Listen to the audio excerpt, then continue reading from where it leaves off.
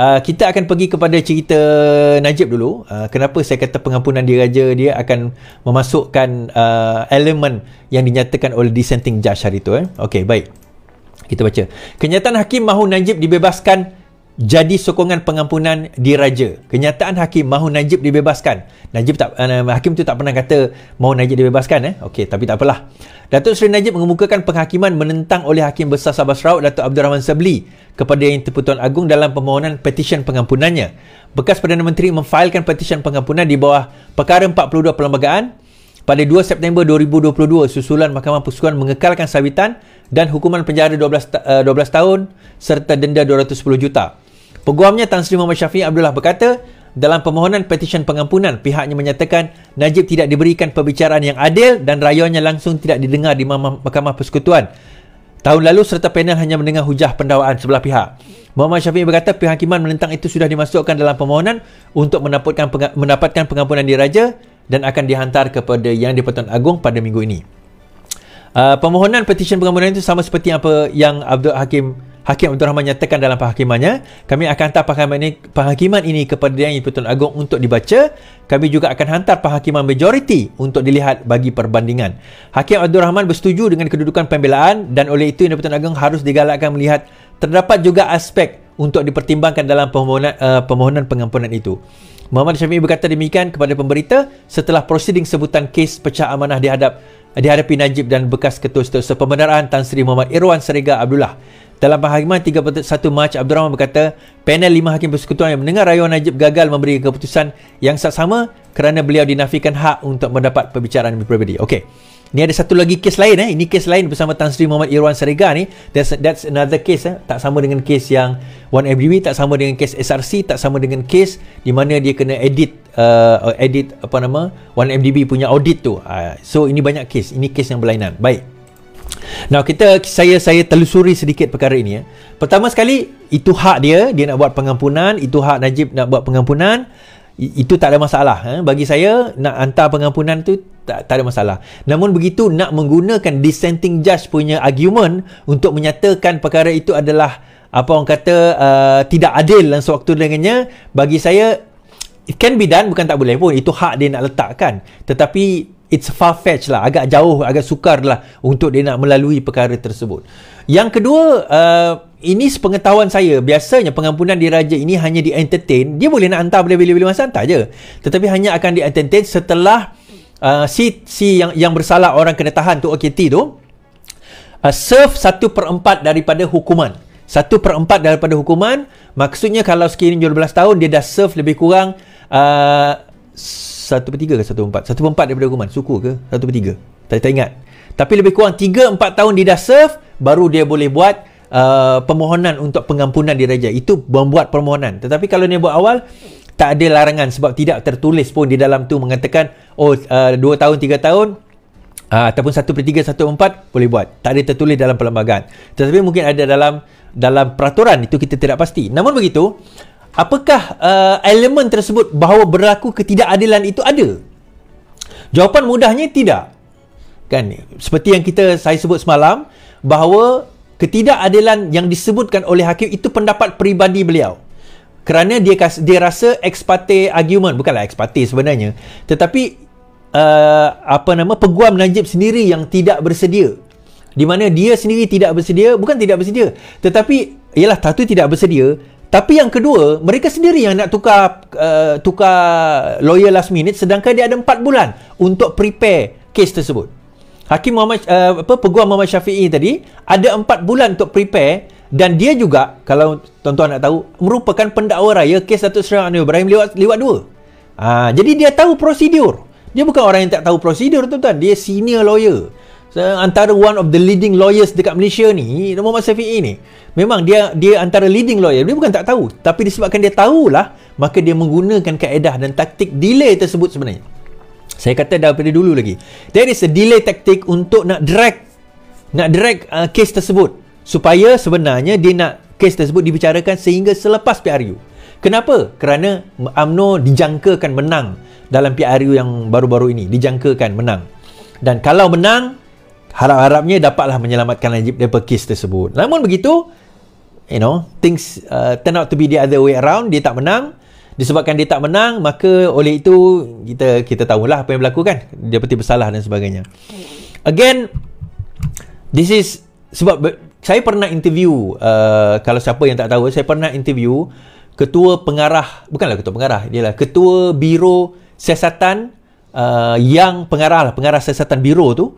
Dia khas untuk menyiasat kes-kes high profile, dan dia adalah ketua yang bertanggungjawab menyiasat kes Najib. Saya ada interview beliau, 2 kali saya interview. Saya bertanyakan secara detail, dan dia kata pada saya, dia dah pencen dah. Dia kata pada saya, kes Najib ni clear cut. Sangat clear cut. Duit masuk dalam akaun Najib. Selepas itu duit dia dibelanjakan. Clear cut.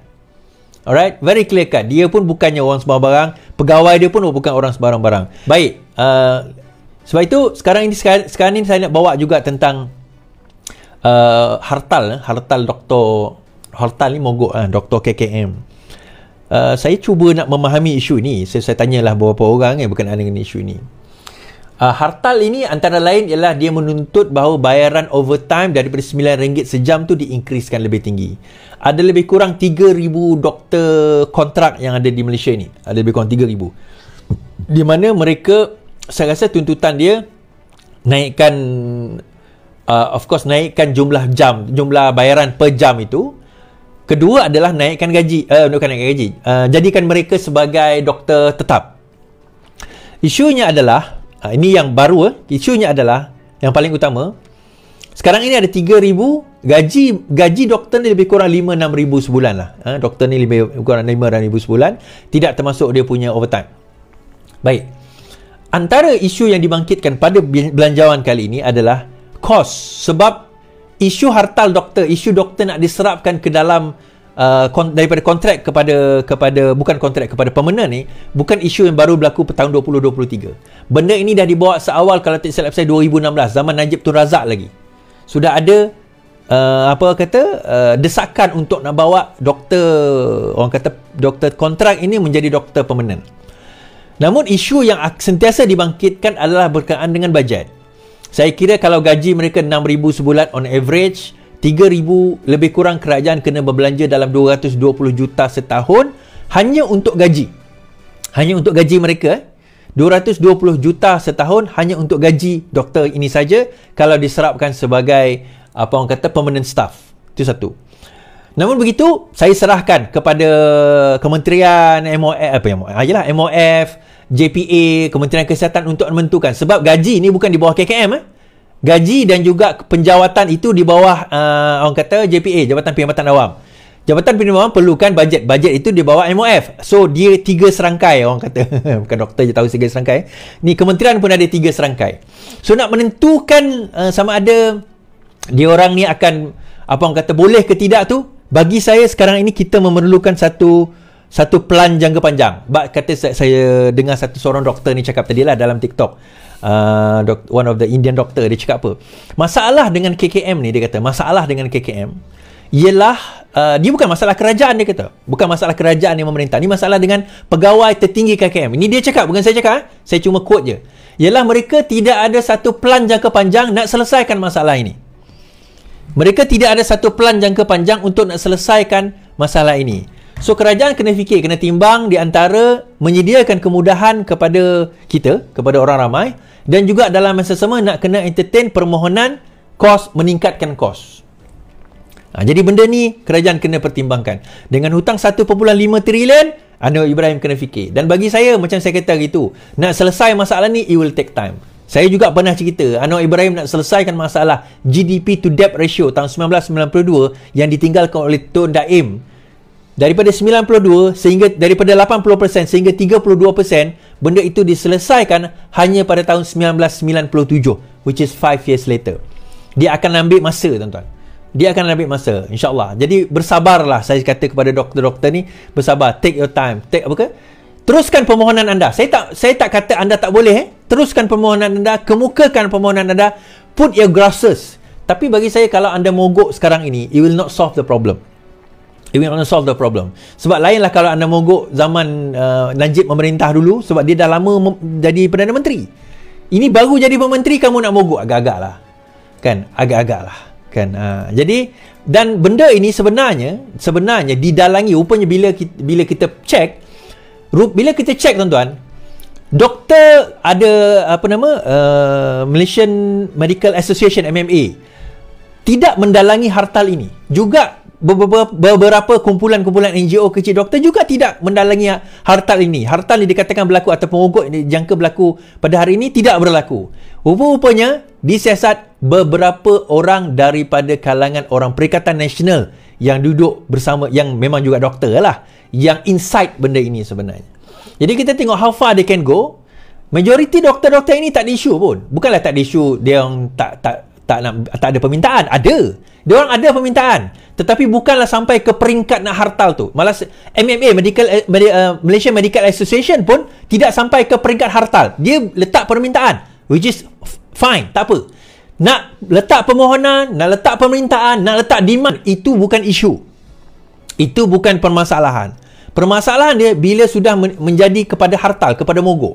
Kita kata, yang memberi impak kepada siapa? Kita ni semua ni. Kita ni semua. Atas desakan siapa? Bila kita siasat, ada beberapa kerat doktor perikatan yang menyokong Perikatan Nasional. Yang menyokong Perikatan Nasional ini yang insight perkara ini. So, kerajaan kata, tengoklah nanti macam mana.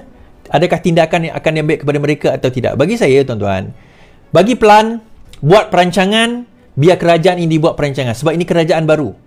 Dia take over baru. Biar mereka yang melakukan perancangan. It will take time. Duit tu bukan turun daripada langit. PKP baru saja berlalu, hutang ditinggalkan trilion, tuan-tuan. Bukan bilion lagi, trilion dah. Malah YB Kevin Yee pun bercakap pada hari ini, dia kata, mogok atau tidak, jangan abai tuntutan doktor kontrak. Ini doktor juga, Dr. Yee ni, daripada DAP Kuching. Ahli Parlimen Bandar Kuching, Kelvin Yee berpendapat bahawa tuntutan substantif yang ditubuhkan oleh kumpulan berkenaan tidak boleh diabaikan. Ini berlaku setelah kumpulan kesihatan seperti Persatuan Perubatan Malaysia, Malaysian MMA dan hartal doktor kontrak menjauhkan diri daripada kaitkan dengan mogok 3 hari itu yang sepatutnya bermula hari ini. Malah kumpulan yang dinamakan hartal doktor kontrak pun tidak terlibat di dalam dikatakan hartal doktor ni. Sama ada saya bersetuju atau tidak berpendapat setiap permintaan boleh dilaksanakan atau tidak, saya rasa intipati tuntutan mereka munasabah dan ia sepatutnya suatu perkara yang sebelum ini juga kita gesa. So maksudnya tuan-tuan, macam saya kata tadi, daripada segi tuntutan tu tak ada isu. It's just a matter of time.